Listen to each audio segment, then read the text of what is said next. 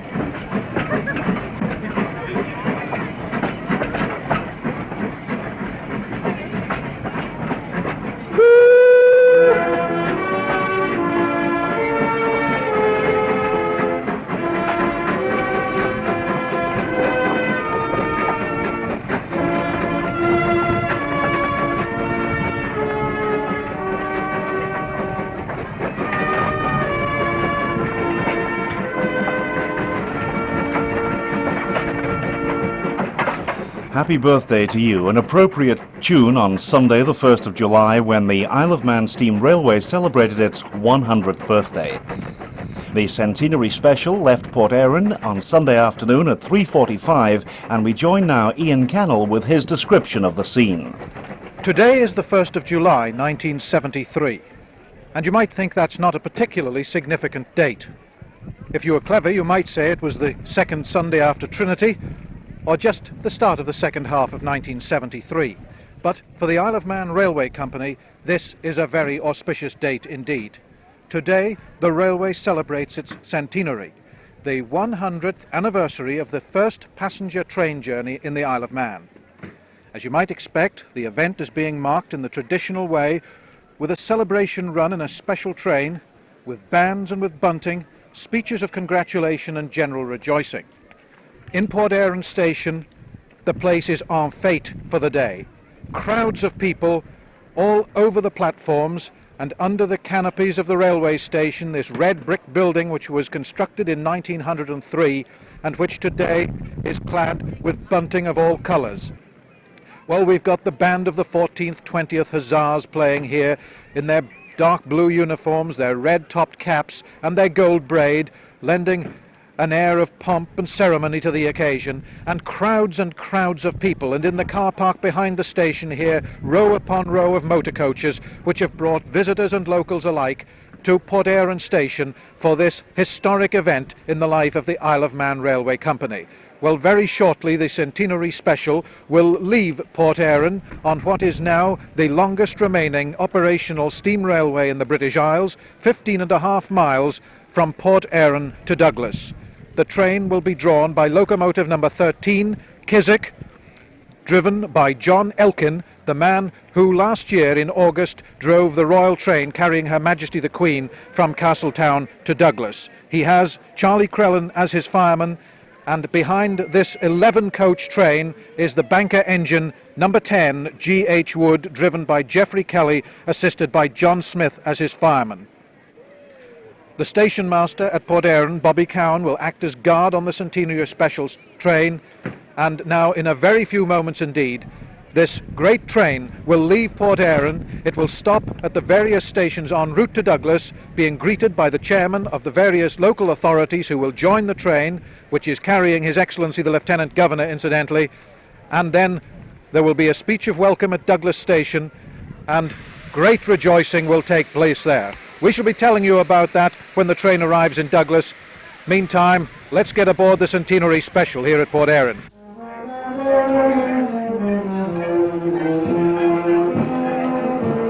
Just before we all climbed aboard the centenary special for the return trip to Douglas, Manx Radio's roving microphone at Port Erin interviewed various personalities who were present for this historic occasion. Firstly, Bill Crisp spoke to the chairman of the company, Mr. J.M. Kane. Actually, first of all, Mr. Kane, what is the future of the railway as a mode of transport? As a mode of transport, I'm afraid there's none. But as a tourist attraction, that is what we are trying to build up so that this can become a very necessary tourist attraction for the future for the Isle of Man. What about the Ramsey and Peel lines? Is it possible they could ever be restored? What's going to happen to them? They're not an economic proposition these days. It is a matter now of the government are hoping to buy these lines, and eventually they know what they're going to do with various parts of them. I hope that some of the lines will be sold to the landowners each side, and therefore they'll be able to take that part in. But on the other hand, you've got the Bishop's idea that it should be made into a footpath. Now, what will be the outcome decided by government, I do not know and could not forecast even. Well, why was the Douglas to Port Erin line chosen as opposed to the others?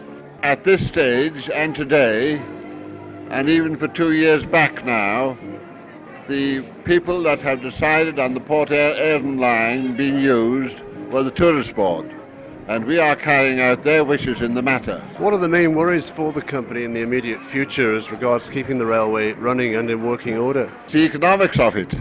We are, as you know, we are subsidised by the Isle of Man government to run this train. Without it, of course, we couldn't even think of keeping it going.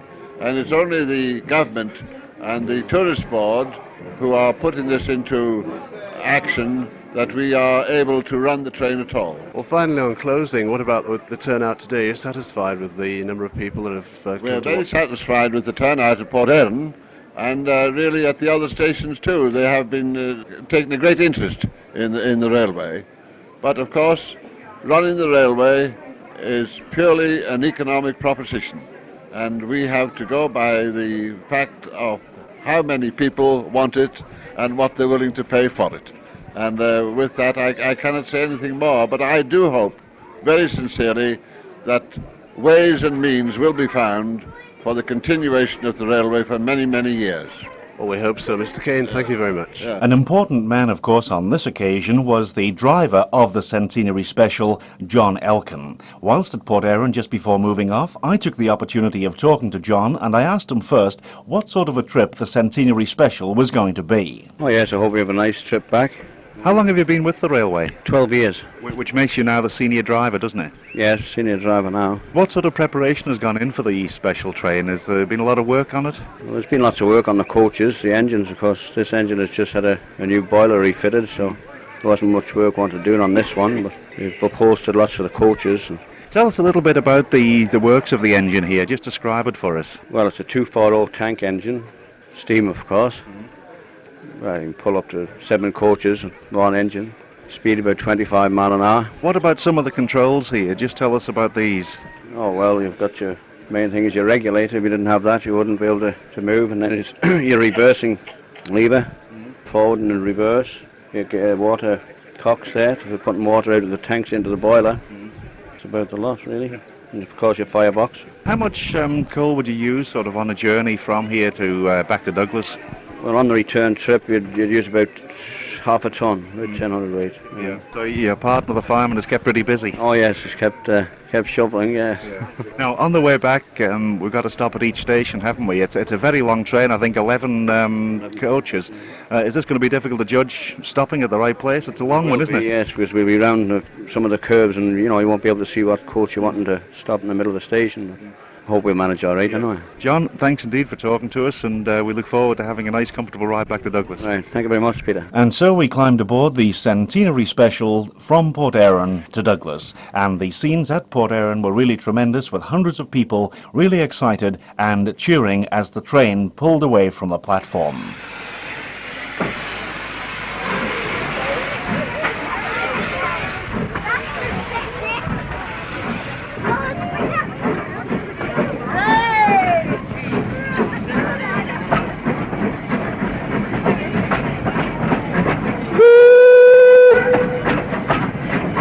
here we are now aboard the Centenary Special, and at the time of speaking we're actually travelling parallel to the main Douglas to Port Erin Road in the Colby area, with clouds of steam now drifting out over the fields between the railway line and the main road. And everywhere we're going, the hedges are lined with spectators, the cattle are running away at the unaccustomed sound and sight of a railway going past on a Sunday, and really there is a tremendous sense of occasion.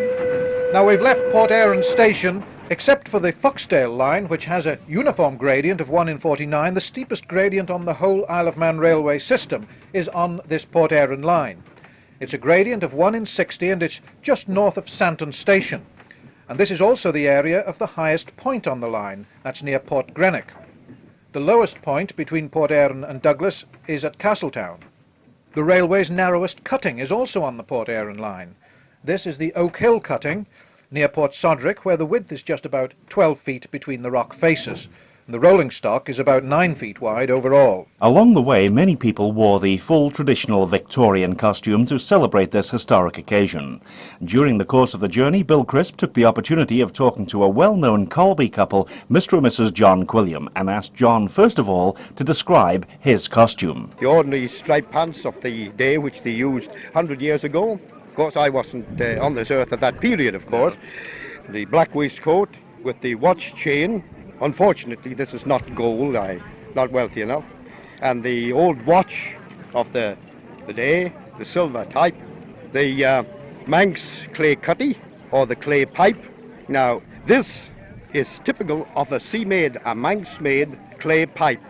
It has on it there the tanned organs, or better known as the escollops, and it's the shape off on the shank to the queenies, or the small ones. This clay pipe came from Port St. Mary, and it's, I think, about the same age as the railway. They were made about 100 years old. Very good. Now then, can we move over and have a chat with the good lady wife, Mrs. Quilliam? Hello to you. How fast am I? Could you describe your costume to our listeners? Well, I have a white lace skirt on, which has quite a number of layers to Yes, I it. can see that, lace, and it's about 120 years old. And I'm wearing a pink blouse with lace, and a black lace headdress, and a black bearded cape, which is about 120 years old. I'm also carrying a parasol. This is another name for, I suppose, for a sunshade. For a sunshade. Yes. This is older than the railway. Yes. And I'm carrying a fan. Yes. Now, can I ask you, where did you both obtain your costumes from? Are they old family heirlooms? Ours, Or? yes, yes. So they've been in the family for quite some time. Most of them have been. There's certain little bits that we've had to have, because the other ones were more or less gone to shreds, and we've had to. But these are still the ancient, or the old last century dresses. Anyway, you're both enjoying yourselves today. Oh, very much. Certainly are, yes. But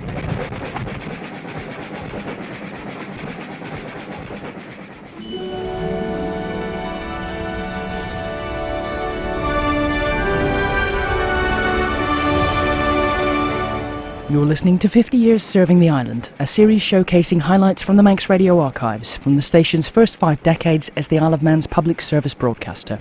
Today, highlights from a special programme celebrating the centenary of the Isle of Man Steam Railway in 1973.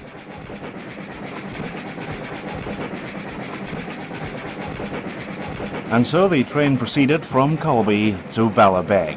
And perhaps this is an appropriate time now to join Ian Cannell for a short history of the Isle of Man Steam Railway.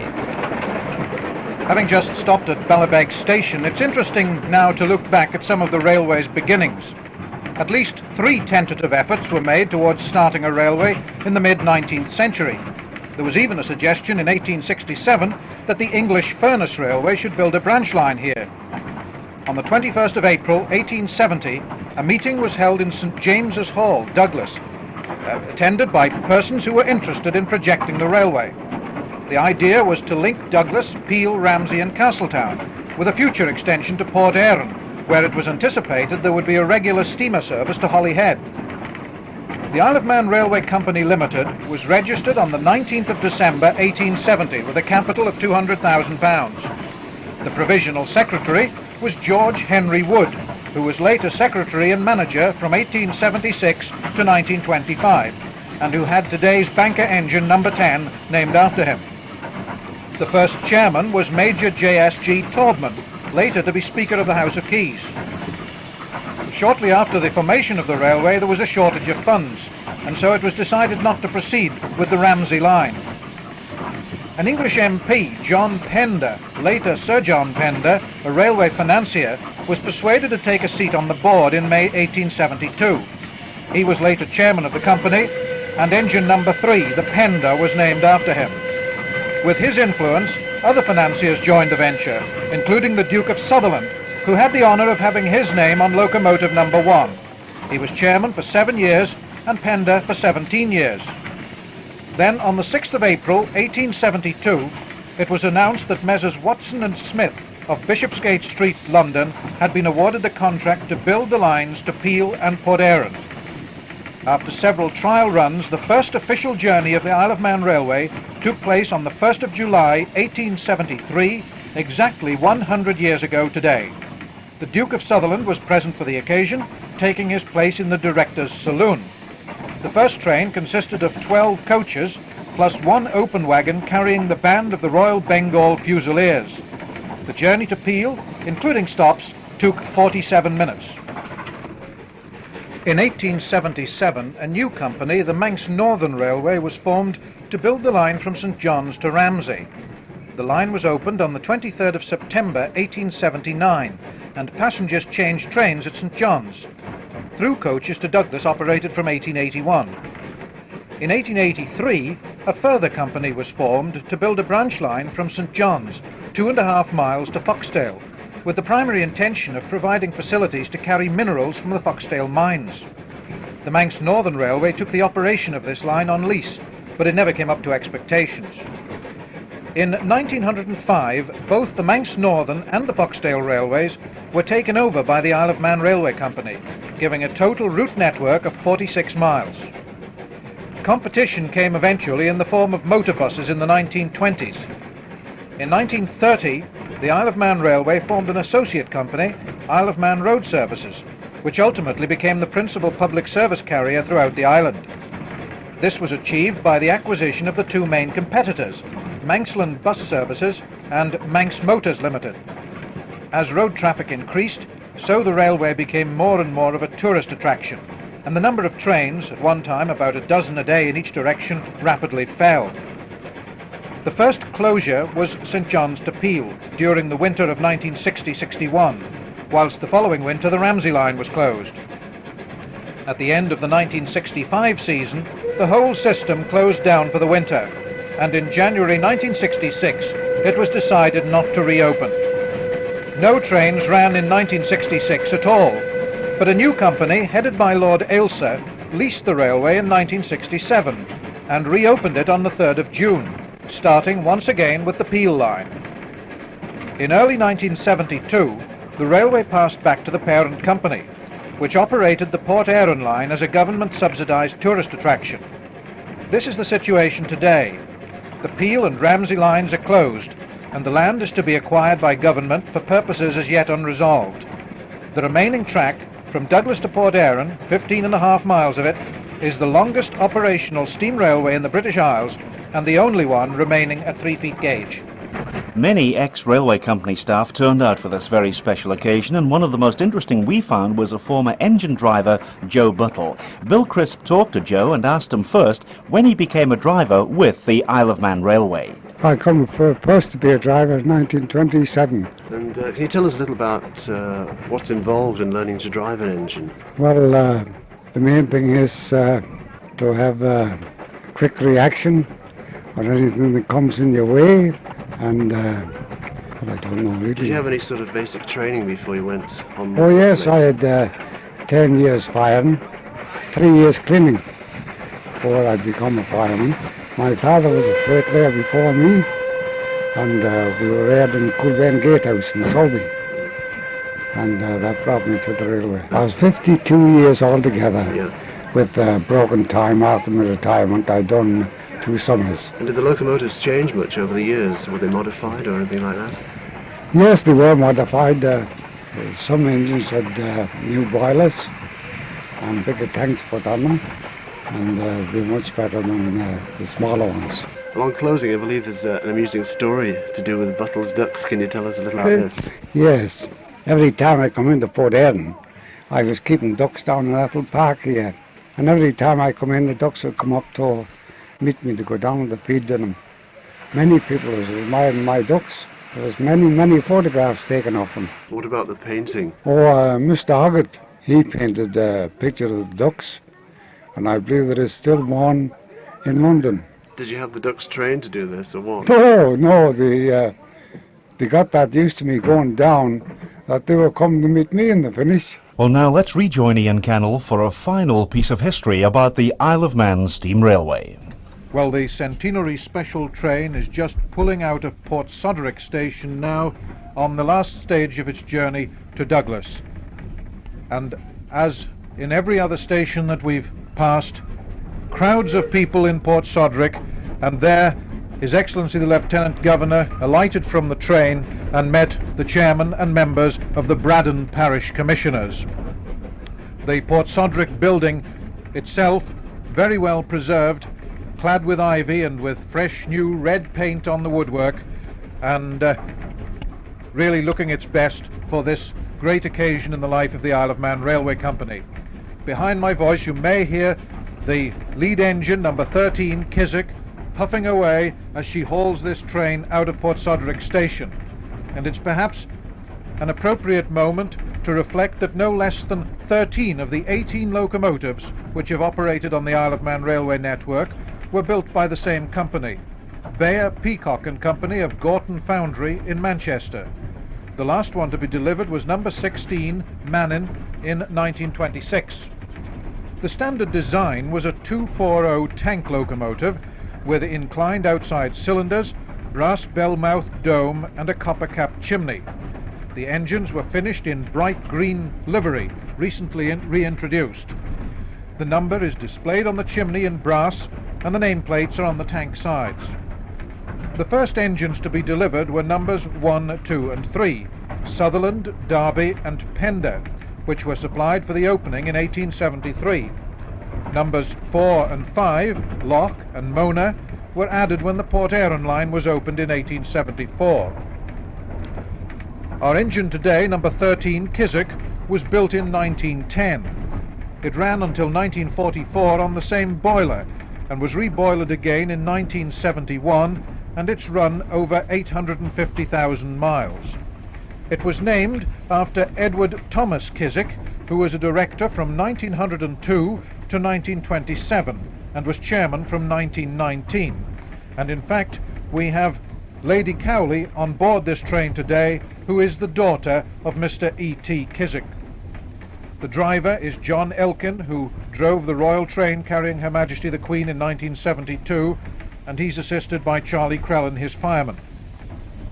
The banker engine today, bringing up the rear, is number 10, G.H. Wood, and that was delivered with number 11, Maitland, in 1905. It's named after George Henry Wood, who was secretary and manager of the company from 1876 until his death in 1925. And again we have a family connection there because Mr. K.E. Tosh, the grandson of Mr. G.H. Wood, is also on the centenary special today. Both engines carry 480 gallons of water, 1,400 weights of coal, and an engine weighs about 21 tons. During the 15.5-mile journey from Port Erin to Douglas, these two engines will between them use about half a ton of coal. Most of it will by now have been used because we are now in the area of Kerristal, just adjoining the Marine Drive, and again the same scene as we have seen all the way from Port Erin. That road is lined with motor cars. The people are out on the hedges waving gaily to this centenary special going past. Very shortly now we shall begin the descent into Douglas at the end of this 15.5-mile run. When the real rejoicing will begin, we shall be greeted by the chairman of the tourist board, Mr. Clifford Irving, and we expect a great crowd of people, many of them dressed in the authentic Victorian costume. We shall be bringing you details of that when we arrive in Douglas very shortly indeed now. As the centenary special approached Douglas, the hedges, the roadsides became thick with people, and we expected a tremendous welcome when we arrived at Douglas Station. Over once again now to Ian Cannell for a description of the arrival at Douglas. Well, now you can hear the almost continuous blast on the whistle as Chiswick draws the centenary special train into Douglas Station at the end of its run from Port Erin. All the way along there have been crowds and crowds of waving people, and at the entrance to Douglas Station it's been exactly the same. Now we're drawing very slowly indeed into the station itself, coming up to the repair shops on our left, the main signal box on the right, and very shortly now, any moment now, we shall be drawing into the platform where the centenary train will be greeted by Mr. Roger Webster, the Douglas Station Master, and Mr. Clifford Irving, Chairman of the Isle of Man Tourist Board. Your Excellency, Mr. Chairman of the Isle of Man Railway Company, I am very pleased to welcome you at the end of your journey on this centenary train. I hope that you've had a pleasant ride, and I'm glad there were no wicked fairies along the line who caused the 2 derailments experienced by your very first train 100 years ago. Today, sir, we are celebrating the splendid service the railway has given the island through the great numbers of Manx people who for many years relied upon this as their main form of transport. You have served not only the residents of the island, but many hundreds of thousands of tourists who've had the delight of a ride on your wonderful steam railway. Though today we are naturally looking back on the past, we must also think of the future. With the growth of other forms of transport, the importance of the railway as a local passenger service has obviously decreased. However, the Isle of Man Tourist Board regards this steam railway as a major attraction to our visitors, and we hope that it will be possible to carry it on for many years to come. Indeed, as the years pass, it may well become a more valuable asset to our tourist industry, for I believe its novelty and the charm of its rolling stock will appeal even more. So while we celebrate this anniversary, let us dedicate ourselves today to the preservation of this unique railway, so that in future Manx people, and perhaps what is even more important, our visitors may experience the joys of travel on the Isle of Man Railway. And we salute those who founded this railway, and those, both directors and employees, who kept it going for 100 glorious years of steam. And what better way to close than once again to wish the Isle of Man Steam Railway a happy 100th birthday.